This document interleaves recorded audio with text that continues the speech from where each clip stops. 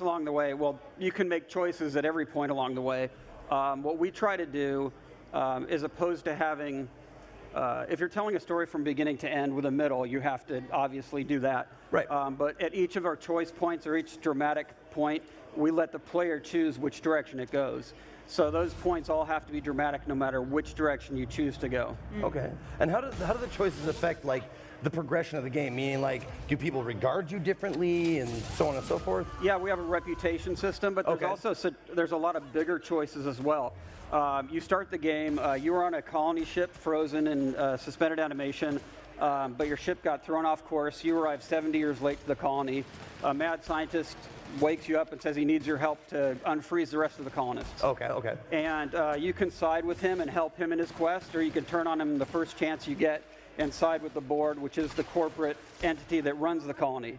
So micro and macro choices all across the board. There's a really interesting dichotomy there, be the hero or be the villain. And there's a lot of this idea of like the corporations are really at the core of this. Are you going to kind of side with them, I guess, or work against them? And that sounds very much like something that has something of a message. Is there a message to this game or a question that it asks you? We try not to be really heavy-handed about it. Good. Thank you. We're really all about humor and entertaining or entertainment. Games are supposed to be fun, but at the same time, we really like to mix that silly humor with some darker edge to it.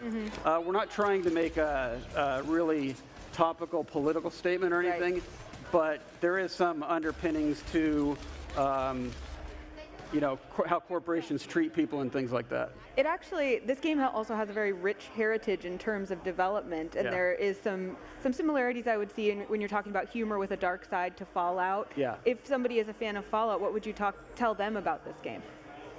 Well, me and Tim were two of the original creators of Fallout, so it has a lot of that DNA in it. You know, when we started Fallout, it was us and a couple of other people, and we were basically weirdly given, you know, a bag of money, I always say, but a very small bag of money. Go make your game and don't bother anybody.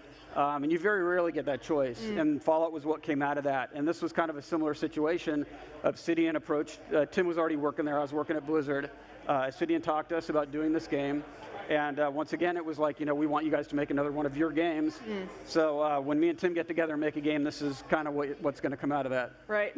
I mean, I didn't want to say anything about Fallout, but you know, everybody's thinking that, like, because it's a very, very lauded and beloved game. Yeah. By me personally, it's my favorite of the series. But like, a lot of people wanted to know, like, what are you guys doing that's new? Will we see like all this kind of stuff that will give us some sort of not nostalgia, but like a throwback, like to the feeling that it gave us, the first game gave us. Oh, go ahead. Go ahead. Oh, I was just going to say, I think that's where that dark humor comes in. Tim has a very silly kind of sense of humor. I'm a little bit more on the dark side. So we call that our special sauce, where we kind of like balance each other out and ladle that all over the surface of the game. Okay, that's got to go on the box. It's like there's special sauce all over this game. We're ladling lots of special sauce. People want to know just a little bit more like the nuts and bolts of the game, ability trees, customization, that kind of stuff. Can you go into that a little bit? Sure. We're not talking too much about character customization and how you do character creation, but it's everything you want from an RPG in terms of that stuff. You know, we've given you the tools to make any character you want, like I said before. There's a lot of you're doing character creation. It's basically the conceit is that he's going through the crew manifest and picking who he wants to rescue to help him on his quest. And like I said, you can turn on him almost immediately, but that's the start of the game, is that he's trying to recruit you to do his quest. See, that's one of my favorite things about games that are, like, choices are open, you can do a lot of stuff, is immediately you can kill like the main quest giver, like to start with, and just be like, now what do I do? And just like and just wander around and find other shit to do.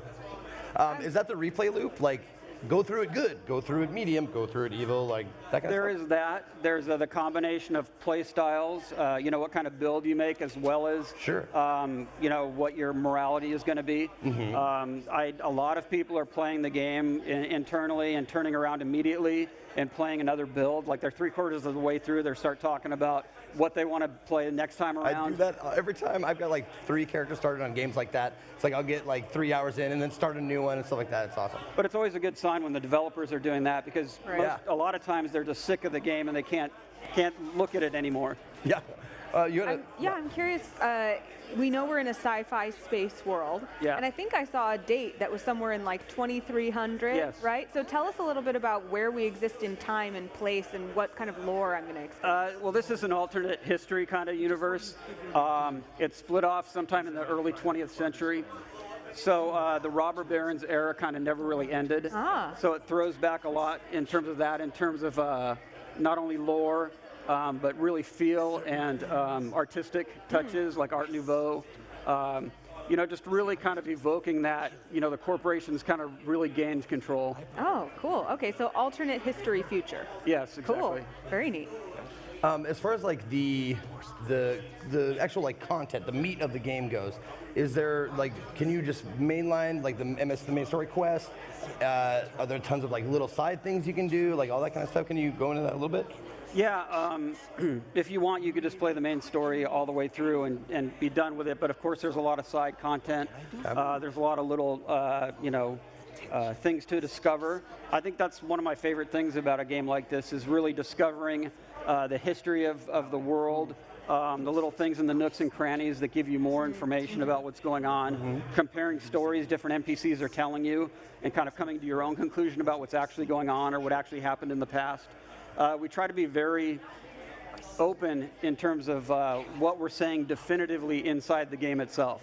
Okay. A lot of stuff is left open for you to decide kind of who's telling the truth and what really...